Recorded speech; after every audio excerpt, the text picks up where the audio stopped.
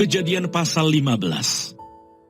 Perjanjian Allah dengan Abram, janji tentang keturunannya.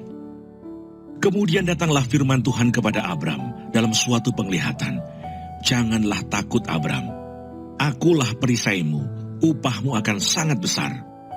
Abram menjawab, ya Tuhan Allah, apakah yang akan engkau berikan kepadaku?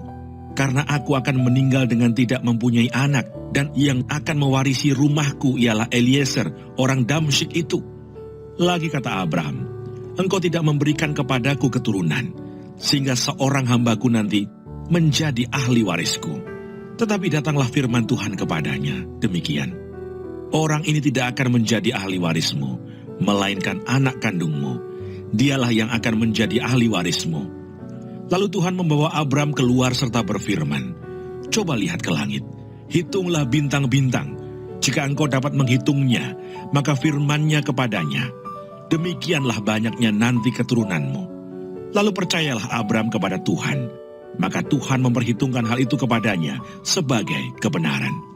Lagi firman Tuhan kepadanya, akulah Tuhan yang membawa engkau keluar dari Ur Kasdim, untuk memberikan negeri ini kepadamu menjadi milikmu. Kata Abram, ya Tuhan Allah, dari manakah aku tahu bahwa aku akan memilikinya? Firman Tuhan kepadanya, ambillah bagiku seekor lembu betina berumur 3 tahun, seekor kambing betina berumur 3 tahun, seekor domba jantan berumur 3 tahun, seekor burung tekukur dan seekor anak burung merpati. Diambilnyalah semuanya itu bagi Tuhan, dipotong 2, lalu diletakkannya bagian-bagian itu yang satu di samping yang lain. Tetapi burung-burung itu tidak dipotong 2. Ketika burung-burung buas hingga pada daging binatang-binatang itu, maka Abram mengusirnya. Menjelang matahari terbenam, tertidurlah Abram dengan nyenyak. Lalu turunlah meliputinya gelap gulita yang mengerikan. Firman Tuhan kepada Abram, ketahuilah dengan sesungguhnya, bahwa keturunanmu akan menjadi orang asing dalam suatu negeri yang bukan kepunyaan mereka, dan bahwa mereka akan diperbudak dan dianiaya 400 tahun lamanya. Tetapi bangsa yang akan memperbudak mereka akan kuhukum, dan sesudah itu mereka akan keluar dengan membawa harta benda yang banyak. Tetapi engkau akan pergi kepada nenek moyangmu dengan sejahtera.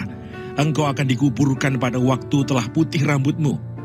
Tetapi keturunan yang keempat akan kembali ke sini, sebab sebelum itu kedurjanaan orang Amori itu belum genap. Ketika matahari telah terbenam dan hari menjadi gelap, maka kelihatanlah perapian yang berasap beserta suluh yang berapi lewat di antara potongan-potongan daging itu.